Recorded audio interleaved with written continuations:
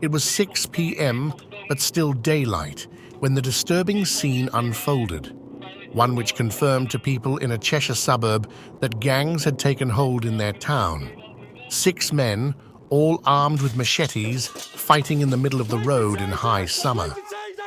The terrifying incident in Crewe is believed to have been triggered by a feud between a Manchester-based County Lines drugs gang and another local to the area.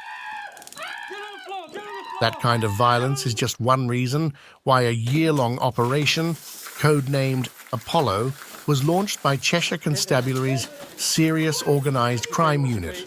As a result, 70 drug lines have been taken down, 20 from Greater Manchester, which were dealing mainly heroin and crack cocaine, to users in Macclesfield, Warrington, Congleton, Crewe and Northwich.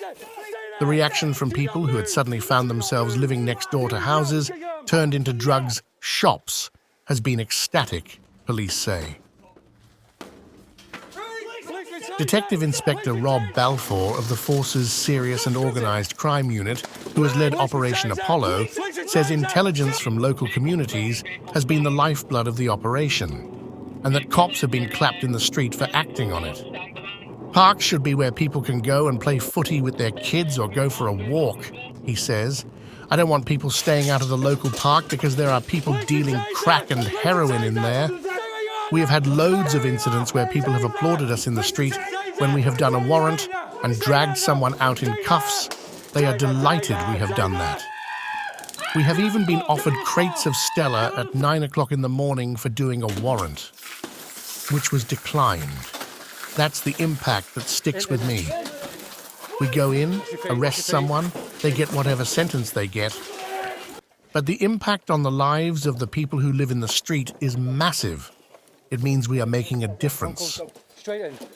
Geographically, Cheshire is in a bad place when it comes to County Lines gangs.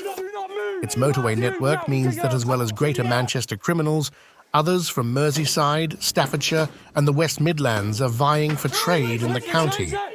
But D.I. Balfour says a relentless purge of the gangs is having an impact. Last year, the number peaked at 85. It's now down to 40, but he says 70 in total have been stopped as new operations which spring up to replace those taken out get dismantled before yet more entrants to the market flood in. Between November last year and October this year, 30 people, including criminals from Greater Manchester, have been jailed. Another 40 suspects who have been charged are still to be dealt with by the courts. Video footage that has since been released by the Force shows police smashing their way into homes thought to be used for drug dealing. In one dramatic scene, a man is tasered after officers believe he is attempting to flush drugs down a toilet and ignores instructions to stop. The suspect, John Hodgin, 23, of Manningham Road, Liverpool, was jailed for 4 years in May this year for being concerned with the supply of Class A drugs. It's about catching the controllers, D.I. Balfour said. The operation was launched due to the number of county drugs lines in Cheshire starting to increase quite a lot. It affects and exploits a lot of vulnerable people, people that use drugs, people that are cuckooed in houses, and those that build up debts through drugs get attacked. We find the level of violence used is disproportionate to what you and I would think would be okay.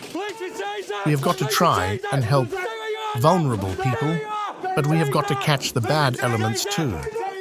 We will pursue those who do it relentlessly. The foot soldiers used to do the dirty work for those operating the lines are sometimes children, sometimes desperate addicts who traffic crack or heroin to feed their own drug addiction. We see people who want to get involved for the financial benefits of it. Others do so because they are in debt or are forced to, D.I. Balfour says. Others see it as a way of getting paid in drugs, drug users being exploited. The ones controlling county lines are not the ones going out on the streets, not the ones getting caught. Operation Apollo is very much about catching the controllers. We are not here to take the easy hits. We are trying to make a difference. If we just take the users running around local towns, nothing stops.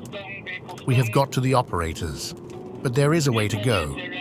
Most of the 87 people arrested have been remanded in prison until their cases are heard. The senior detective says there is no hint of complacency despite the progress made in 11 months.